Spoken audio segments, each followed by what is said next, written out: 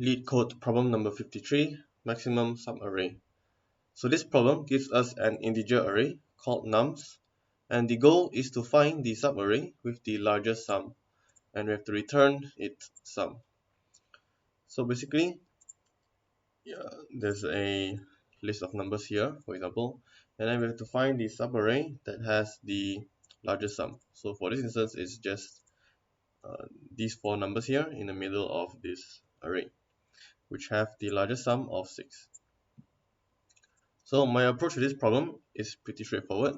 So basically what we are going to do is iterate through the list of numbers, and then when we reach a new number, the current number is bigger than the sum of the subarray that we are calculating for, it will just replace it and create a new starting subarray instead. So here I have an example array that I will just copy from over here, and I initialize an integer called the result. So this result is what I'll be using to return as the answer. And then we have the current sum of the subarray, which we're going to initialize as -2. Next, I'm going to have a for loop to iterate through all the numbers in the array, starting from the second number, 1. And here I calculate whether or not the current subarray is bigger or the next number, which could be its own subarray, is bigger than the sum of the current subarray. So what I mean by that is, so current will look for the maximum of 1, or current plus 1, which is -2. So this will give us -1. So what I'm doing here is, if we were to include 1 into our current subarray, we will get -1 as the total sum, right? And that is obviously smaller than having 1 itself, right? Because 1 itself has a bigger sum than if we were to combine this -2 into our subarray. So what we're going to do is to just ignore this and create a new subarray starting from 1. Next, I'll replace the result with the maximum of the two numbers, so -2 or 1. So obviously, since 1 is larger, the result will update. Then I go to the next number, -3. So I'll keep track of I, -3.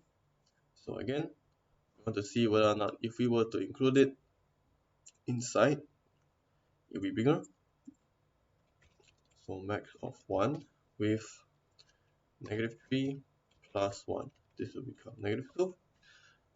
So if we were to have -3 form its own subarray, this would not give us a bigger number than if we were to include 1 and -3. So in this case, current will not change. Current, this will be -3, sorry. Yeah, the nums I, which is -3, or if we were to combine it both, right, which this was 1 plus -3, so this will be -2. So current right now is -2, and since current is smaller than result, we don't need to update result here. Now we reach 4, and if we start with 4,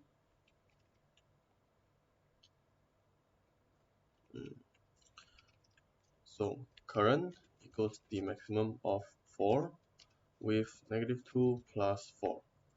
So this will become 2, and as you can see here, the maximum number is 4, meaning that if we were to have 4 start its own subarray, it will have a higher sum than if we were to combine 1 and -3.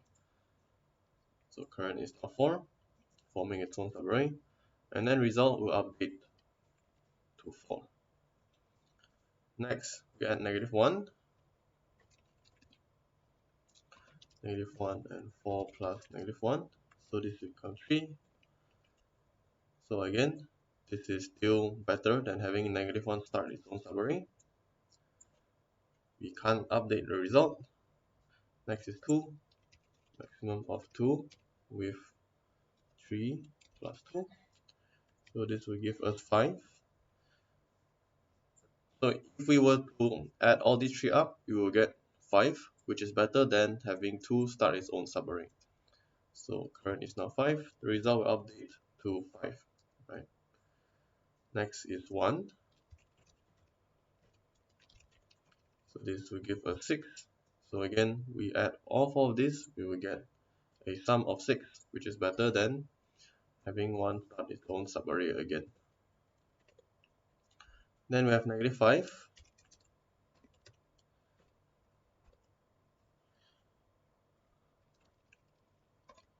So here, if we were to add all of this up together, this will give us 1. So 1 is still higher than having -5 form its own subarray. Right, so this is a subarray itself.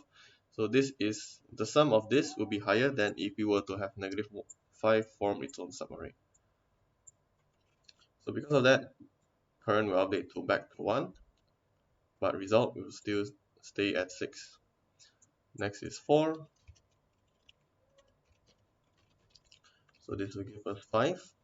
So the maximum of the sum of this subarray will give us 5, which is higher than if we were to have 4 form its own subarray again.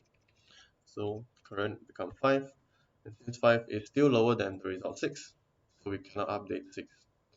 Since we have iterated through all of the numbers in our array, this for loop will end and return the result, which is 6. And you can see here, the result matches the output in the example given. Alright, this is a pretty straightforward problem, and my solution is hopefully pretty straightforward as well.